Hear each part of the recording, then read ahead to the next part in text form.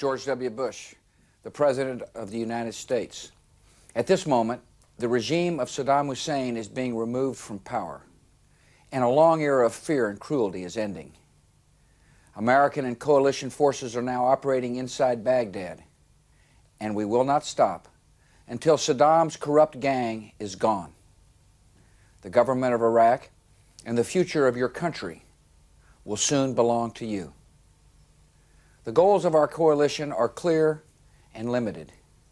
We will end a brutal regime whose aggression and weapons of mass destruction make it a unique threat to the world. Coalition forces will help maintain law and order so that Iraqis can live in security. We will respect your great religious traditions, whose principles of equality and compassion are essential to Iraq's future.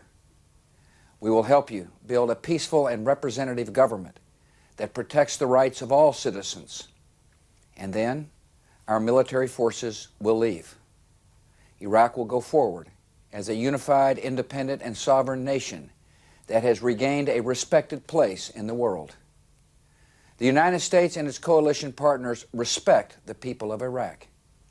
We are taking unprecedented measures to spare the lives of innocent Iraqi citizens. We are beginning to deliver food and water and medicine to those in need.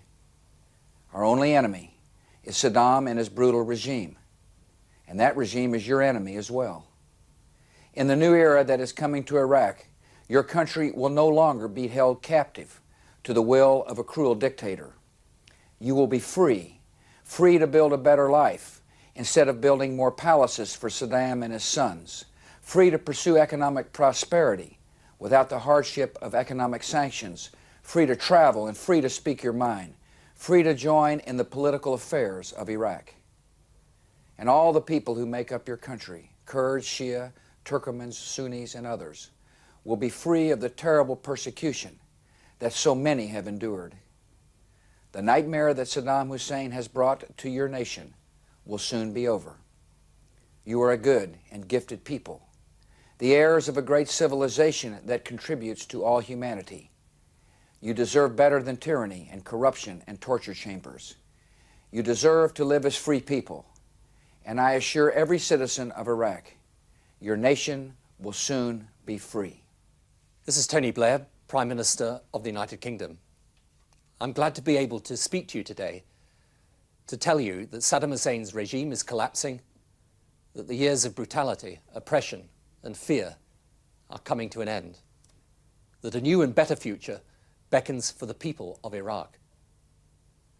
We did not want this war, but in refusing to give up his weapons of mass destruction, Saddam gave us no choice but to act. Now that the war has begun, it will be seen through to the end. We will continue to do all we can to avoid civilian casualties. Our enemy is Saddam and his regime, not the Iraqi people. Our forces are friends and liberators of the Iraqi people, not your conquerors. And they will not stay in Iraq a day longer than is necessary.